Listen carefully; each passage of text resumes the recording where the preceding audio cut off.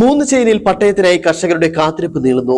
80കളിൽ പട്ടയം ലഭിക്കുകയും പിന്നീട് പട്ടയം റദ്ദാക്കുകയും ചെയ്തവർ ഉൾപ്പെടെയാണ് പട്ടയത്തിനായി കാത്തുനിൽക്കുന്നത്. പിണറായി സർക്കാർ വാഗ്ദാനം നൽകി വഞ്ചിച്ച കർഷകർ വി.ഡി. സതീശൻ സർക്കാരിൽ പ്രതീക്ഷ അർപ്പിക്കുകയാണ്.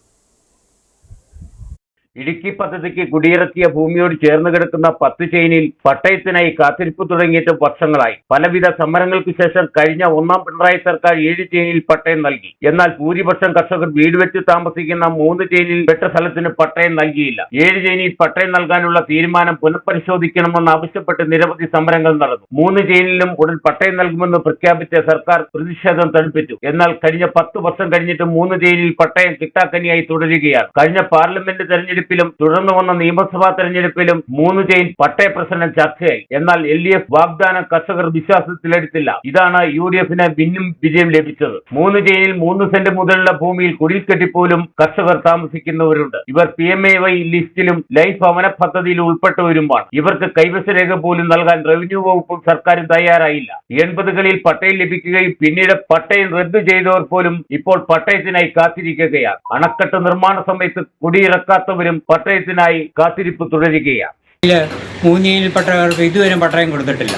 അപ്പം ഒത്തിരി നടപടി ഉണ്ടായി. 3 ചെയിനിൽ കാഞ്ചിയാർ ഈ ഇടുക്കി പദ്ധതിയുടെ ഒഴിപ്പിക്കൽ കാലത്ത് കാഞ്ചിയാർ പഞ്ചായത്തിലെ അയ്യപ്പൻകോവിൽ ക്ഷേത്ര പരിസരം മുഴുവനും 3 ചെയിനിൽപ്പെട്ടതാണ്. അവിടെയെല്ലാം 1980 കാലഘട്ടങ്ങളിൽ പകരം ഭൂമിയും കൊടുത്തപ്പോൾ അവിടെ പട്ടയത്തോട് ഉൾപ്പെടെയാണ് കൊടുത്തത്. പക്ഷേ അയ്യപ്പൻകോവിൽ നിവാസികളെ മാത്രം ഈ 3 ചെയിനിലുള്ള പട്ടയം കൊടുക്കുന്ന നടപടിയിൽ നിന്ന് ഒഴിവാക്കി. അപ്പം നിരവധി നിവേദനങ്ങൾ കൊടുത്ത് കാരണം ഉടനെ പരിഹരിക്കും എന്ന് പറയുന്നതല്ലാതെ എത്ര വർഷങ്ങളായി തലമുറകളായി കർഷകർ കൃഷി ചെയ്തു വരുന്ന ഈ ഭൂമിയിൽ കർഷകരെ ഇനിയെങ്കിലും ഈ പുതിയ സർക്കാരും നമ്മുടെ MLA ഉൾപ്പെടെ ആൾക്കാർ ഇതിന് അടിയന്തരമായി ഇടപെട്ട് ഈ 100 ദിന കർമ്മ പരിപാടിയിൽപ്പെടുത്തി ഈ 3 ചെയിനിൽ ഉള്ള കർഷകർക്ക് പട്ടയം നൽകണമെന്നാണ് ഒരു കർഷകൻ എന്ന രീതിയിലും.